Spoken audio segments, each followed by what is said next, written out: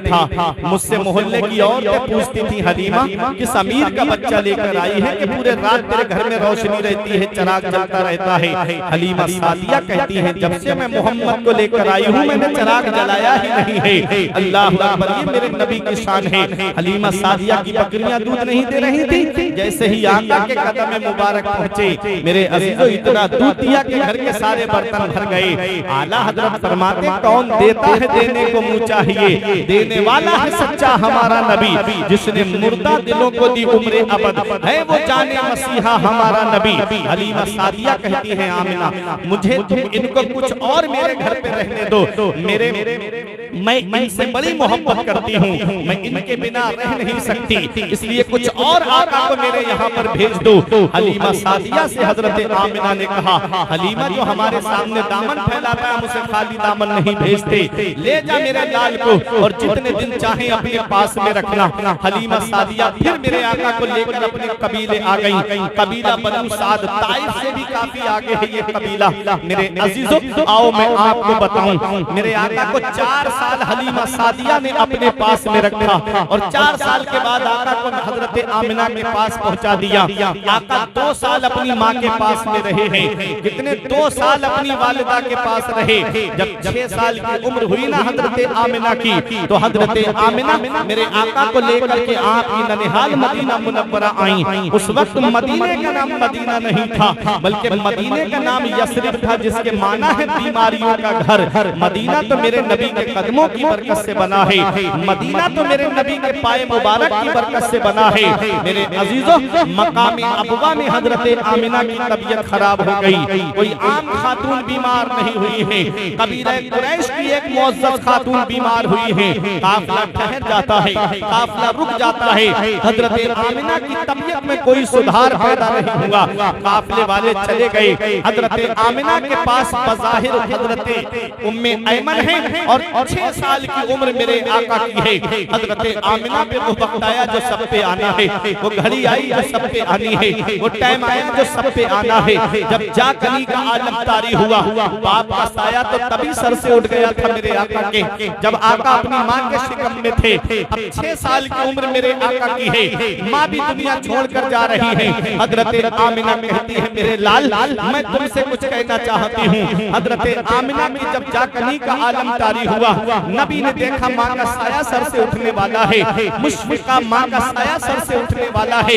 नबी अपनी माँ के सर को अपने जालू पे रख लेते हैं। 6 साल की उम्र मेरे आका की है, अपनी माँ का सर दबा रहे हैं। जन्नत की हूरों ने कहा, आका हमें इजाजत दे दो, हम आपकी माँ की खिदमत करें। तो नबी का किरदार बोल रहा था, नबी का कैरेक्टर बोल रहा था, नबी का अखलाक बोल रहा था, नबी की सीरत बोल रही थी, नबी का उसवे हसना बोल रहा था कि माँ की खिदमत का हक नर्सों नौकरानियों की ड्यूटी लगा के अदा नहीं होता है। माँ की खिदमत का हक तब अदा होता है जब बेटा खुद अपनी माँ की खिदमत करता है। नबी अपनी माँ का सर दबा रहे हैं, आंखों से आंसू निकले, हजरत आमिना के चेहरे पर गिरे। आंखें खोल के देखा हजरत आमिना ने, नबी रो रहे थे। अपना हाथ नबी के चेहरे पे फेर के हजरत आमिना ने कहा, मत रो मेरे लाल, आंसू मत बहा मेरे लाल, तू दुनिया में रोने के लिए नहीं आया है, बल्कि रोते हुए को हंसाने के लिए आया है। आंसू मत बहा मेरे लाल, तू दुनिया में आंसू बहाने के लिए नहीं आया है, बल्कि बहते हुए आंसुओं को पोंछने के लिए आया है।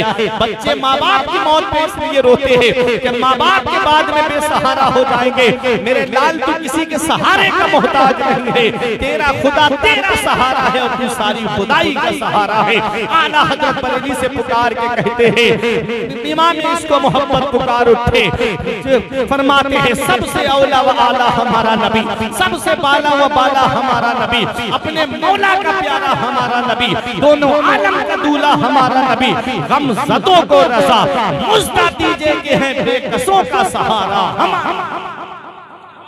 मेरे आका ने देखा माँ का साया सर से उठने वाला है। नबी की वालिदा हजरत आमिना कहती है, बेटा मैं कुछ कहना चाहती हूँ। हजरत आमिना ने कहा, मेरे लाल मैं देख रही हूँ मशरिक से लेके मगरिब तक, शिमाल से लेके जुनूब तक सारे जहान में तेरा चर्चा होगा। मेरे बेटे मैं जा रही हूँ दुनिया से, लेकिन मेरा जिक्र कभी खत्म नहीं होगा। वह जिक्र बाप, मेरा जिक्र बाकी रहेगा। वह वलद तो तोहरा, इसलिए कि तेरे जैसा पाकीज़ा बेटा छोड़कर जा रही हूँ। मेरे आका ने अपनी वालिदा से कहा, अम्मी और बोलो ना। हजरत आमिना की आवाज रुक गई। नबी की वालिदा की रूह उनके जिस्म से निकल गई। हजरत आमिना के जिस्म को हिला के नबी कहते, अम्मी और बोलो ना, अम्मी और बोलो ना। आवाज नहीं आई। उम्मे ऐमन कहती है, मैंने अपनी आंखों से देखा कि मोहम्मद ने 6 साल की उम्र में उन पथरीली वादियों में अपनी वालिदा की कब्र तैयार की, और जब नबी को मैं लेकर के चल रही थी ना मक्के की सरजमीन की तरफ, हजरत आमिना ने इंतकाल से पहले मोहम्मद को गोद में लेके प्यार करके मुझे देते हुए कहा था, उम्मे ऐमन आज से मेरा मोहम्मद तेरे हवाले है। मेरे बेटे को दीवारों से हाथ लगा कर रोने मत देना। मेरे बेटे को हिफाजत के साथ में सरदार मक्का हजरत अब्दुल मुत्तलिब के पास पहुंचा देना। उम्मे ऐमन कहती, जब मैं आका को लेकर चलने लगी तो एक टीले पर पहुंची थी। नबी ने मुझसे हाथ छुड़ाए और दौड़ते हुए आए और अपनी माँ की कब्र से आकर के लिपट गए। कहती है, जितना मैंने मोहम्मद को उनके माँ के इंतकाल पर रोते हुए देखा, इतना मैंने मक्के में किसी बच्चे को रोते हुए नहीं देखा। ये मेरे अजीजों, ये मेरे आका है कि वालिदा के इंतकाल पे आंसू बहा रहे हैं। अगर माँ बाप जिंदा है तो उनकी कदर कर लो, माँ बाप हयात है तो उनकी खिदमत कर लो। जिस दिन माँ बाप की चारपाई घर से उड़ जाती है, उस दिन एहसास होता है कि आज कितनी बड़ी दौलत हमारे घर से चली गई, आज कितना बड़ा सरमाया हमारे घर से चला गया। जब तक माँ जिंदा होती है हम उससे बात नहीं करते, बाप जिंदा है हम उससे बात नहीं करते। मोबाइल बेटा चलाता रहेगा, घंटों मोबाइल में लगे रहते, 10 मिनट अपनी माँ से बात नहीं करते, 10 मिनट अपने वालिद से बात नहीं करते। एक दिन आएगा नौजवानों, मोबाइल होगा तुम्हारे पास में लेकिन माँ नहीं होगी, मोबाइल होगा तुम्हारे पास में लेकिन दुआ देने वाला बाप नहीं होगा। आज इस मतलबी दौर में अगर बगैर मतलब के कोई मोहब्बत करता है तो वो हमारे माँ बाप हैं, जिन्हें कोई मतलब नहीं होता है तो औलाद से सच्ची मोहब्बत करते। बेटा बाहर काम करने चला जाए, बाप को तब तक नींद नहीं आती जब तक बेटे की खैरियत नहीं ले लेता, माँ को चैन की नींद नहीं आती जब तक शाम को बेटे से उसकी खैरियत मालूम न कर ले। इन मोहब्बतों को हम भूल गए, इन कुर्बानियों को हम भूल गए, हमने इन कुर्बानियों को फरामोश कर दिया। याद रखना नौजवानों, हर चीज तुम्हें गूगल पे नहीं मिलेगी, हर चीज तुम्हें सोशल मीडिया पे नहीं मिलेगी, हर चीज तुम्हें इंस्टा पे नहीं मिलेगी, हर चीज तुम्हें व्हाट्सएप और फेसबुक पे नहीं मिलेगी। कुछ जिंदगी जीने के तरीके माँ बाप के पास बैठने से मिलते हैं, कुछ जिंदगी जीने के तरीके माँ बाप के पास बैठने से आते। हमारे बुजुर्गों ने फरमाया, बाप आंगन में लगे हुए पेड़ की तरह है। आप गर्मी के आलम में पेड़ के नीचे कुर्सी डाल के बैठो, आराम मिल जाता है। पेड़ के नीचे कुर्सी डाल के बैठो, सुकून मिल जाता है।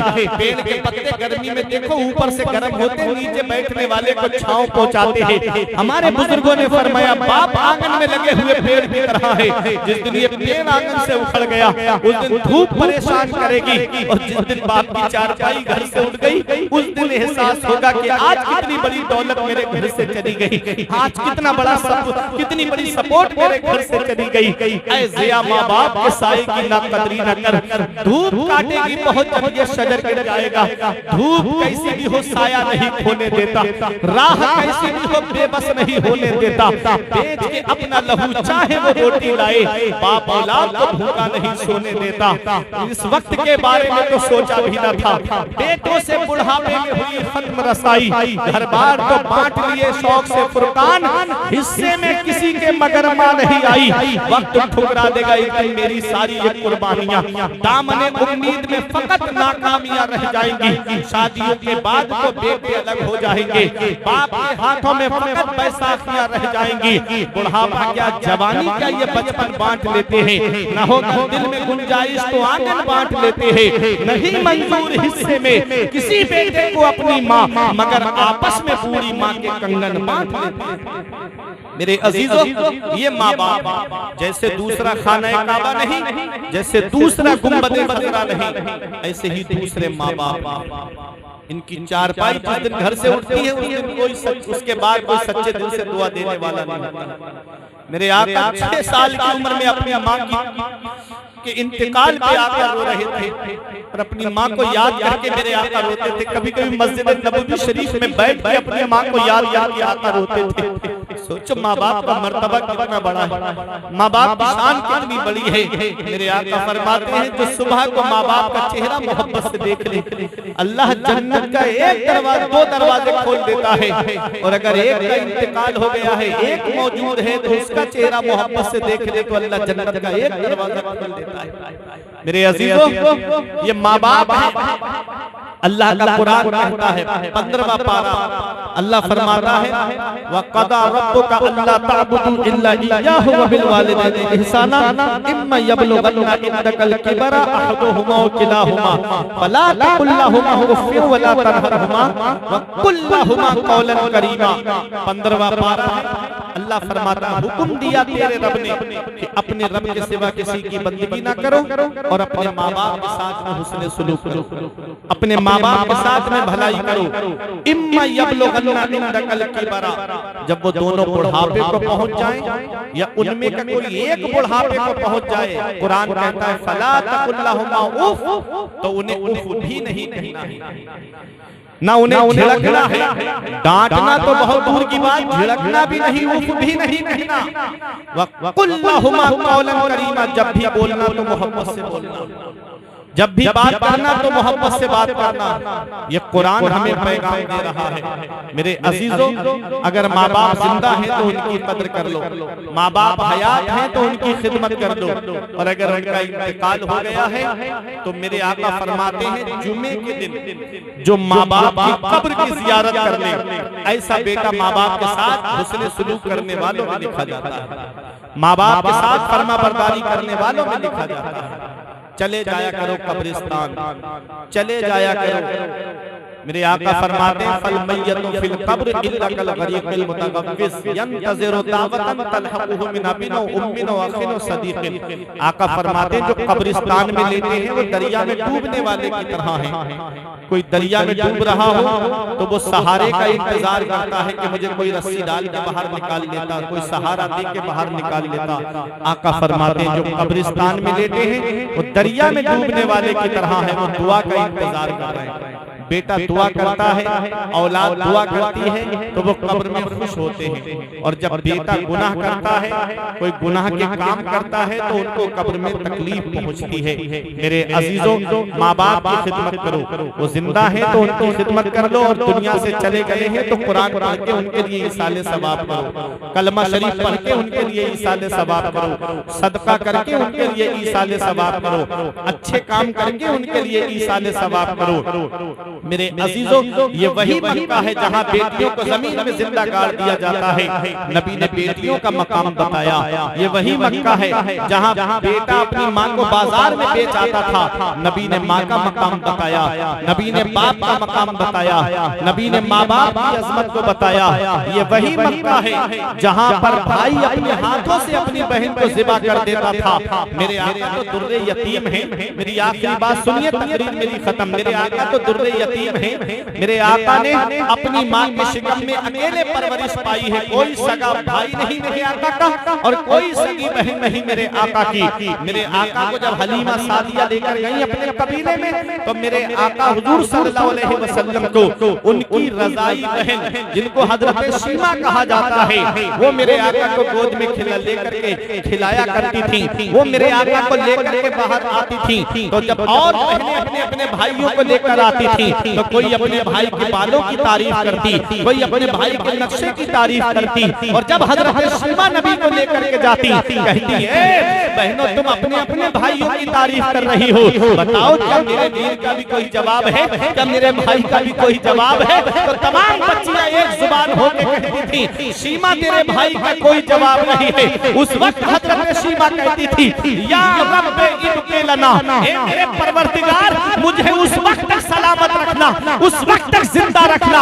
आज मेरा भाई बच्चों का सरदार है, जब मैं अपने भाई को जवानों का सरदार देखूं तब उस वक्त तक मुझे जिंदा रखना। मेरे अजीजों, जब ग़ज़वा-ए हुनैन हुआ तो हजरत शीमा के शौहर उसमें कैदी बना करके लाए गए मेरे अजीजों, और जब वो कैदी बना करके लाए गए तो उनके मोहल्ले के लोग आए फिदिया इकट्ठा करने के लिए। हजरत शीमा के दरवाजे पे पहुंचे, कहा शीमा पैसे दे दो, कहा किस लिए? लिए, कहा तुम्हारे शौहर को पकड़ लिया गया है, उनको हम छुड़ा करके लाएंगे, फिदिया दे करके लाना है। कहा किसने पकड़ा है?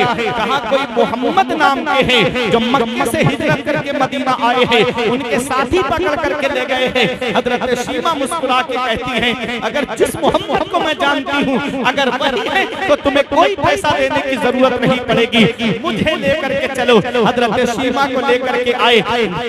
ये वो वक्त नहीं है जिस दौर में नबी के रास्ते में कांटे बिछा दिए जाते थे, ये वो दौर नहीं है जिस रास्ते में नबी की पुष्प, जिस वक्त जिस रास्ते में नबी के ऊपर कांटे बिछा दिए जाते थे, अब वो दौर नहीं है जिस दौर में नबी की पुष्प पर ऊंट की ओजरी रख दी जाती थी। जिब्राइल भी आते हैं तो बगैर इजाजत के दाखिल नहीं होते हैं। सहाबा खड़े हुए हैं दरवाजे पर तलवार लेकर के, हजरत शीमा चली जा रही हैं और जैसे ही दरवाजे पर पहुंची सहाबा ने कहा ओ औरत कहां चली जा रही है? तुझे पता नहीं है दोनों आलम के मालिक और मुख्तार की बारगाह है। हजरत शीमा ने कहा खल्लू सबीली, मेरा रास्ता खाली कर दो, अना उख्तो नबीयकुम, मैं तुम्हारे नबी की बहन लगती हूँ। सहाबा ने नजरें नीचे झुका ली। हजरत शीमा अंदर गई और जैसे ही मेरे नबी की नजर पड़ी, हजरत शीमा के लिए मेरे आका खड़े हो गए और मेरे आका ने अपनी चादर मुबारक बिछा दी। फरमाया बहन कैसे आना हुआ? हजरत शीमा ने कहा मेरे शौहर को गिरफ्तार कर लिया गया है। तो मेरे नबी ने फरमाया तुमने आई, तुम क्यों आई? कहना कह करके किसी को भेज देती, मैं छोड़ देता। हजरत शीमा ने कहा मेरे कबीले के और भी लोग पकड़ लिए गए हैं। मेरे आका ने फरमाया मेरे सहाबा इनके शौहर को भी छोड़ दो और लोग जो पकड़े गए उन्हें भी छोड़ दो। मेरे अजीजों, हजरत शीमा को जब चलने लगी नबी ने फरमाया चाहो तो मेरे पास रहो या अपने कबीले जाना चाहती हो तो वहां चली जाओ। नबी ने उनको खाने पीने का सामान दिया, मेरे नबी ने उनको सवारी का इंतजाम करके दिया, मेरे नबी ने उनको जोड़े दिए। मेरे आका ने अपनी बहन को ऐसे रुखसत किया।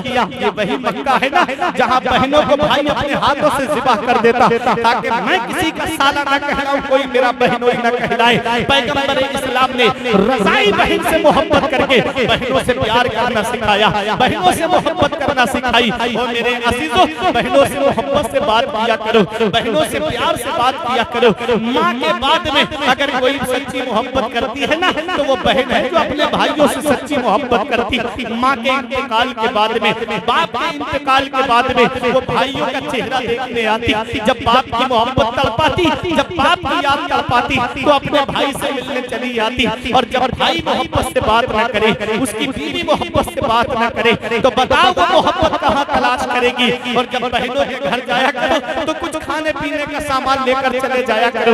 ये बहनें हैं, इनका दिल बड़ा नाजुक होता है। पैगंबर इस्लाम ने बहनों से मोहब्बत करना सिखाया, नबी ने बेटियों से मोहब्बत करना सिखाया, नबी ने माँ बाप का मकाम और मर्तबा बताया। ये वही मक्का है जहाँ बीबी को पैर की जूती से ज्यादा इज्जत नहीं दी जाती थी। हजरत खदीजतुल कुबरा ने अपने विसाल से पहले फातिमा ज़हरा को भेज के कहा मेरी बेटी अपने वालिद को बुला के लाओ। जब हजरत फातिमा नबी को बुला के लाई, हजरत खदीजतुल कुबरा के आखिरी घड़ी है, हजरत खदीजतुल कुबरा से नबी ने फरमाया खदीजा क्या बात है? अर्ज किया आका मुझे मेरा जब इंतकाल हो जाए तो मुझे जो कफन दिया जाए वो आपकी मुबारक चादर का कफन दिया जाए, मुझे आपकी मुबारक चादर में कफनाया जाए। मेरे नबी का जवाब सुनो मेरे अजीजों, मेरे नबी ने फरमाया खदीजा तुमने मुझसे मेरा लिबास मांगा, अगर तुम मोहम्मद की खाल मांगती तो मोहम्मद तुमको अपनी खाल उतार के दे देते। कितनी मोहब्बत थी नबी को अपनी बीवी से,